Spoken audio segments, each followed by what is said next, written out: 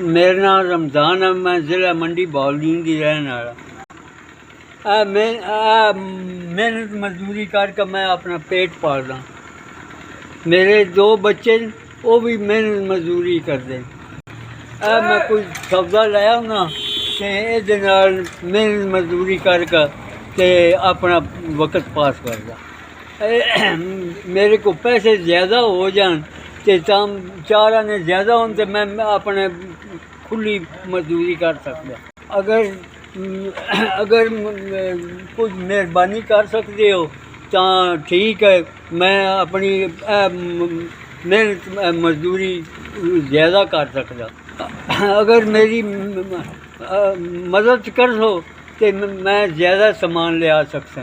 तुहाडी बड़ी मेहरबानी होगी, तुहाडा बड़ा बड़ा शुक्रिया होगा। चलो बड़ी बड़ी मेहरबानी, शुक्रिया जे इन्ना पैसे 3000 रुपये नाल मैं कुछ सौदा लेंदो संगया। तुहाडी बड़ी मेहरबानी। अगर तो मैं 300 का सौदा लै आंदा तो हुण मैं अल्लाह की मेहरबानी नाल मैं 3000 का सौदा लै आउंदा। SVS का बड़ा बड़ा शुक्रिया जिन्हें 3000 की मदद मेरे ताईं अपनाई है। अल्लाह तुहाडा भला करे। मैंने जी इमदाद अपनाई है, समुद्र जितना पानी समुद्र च है इतना तुहाडे नसीब होन।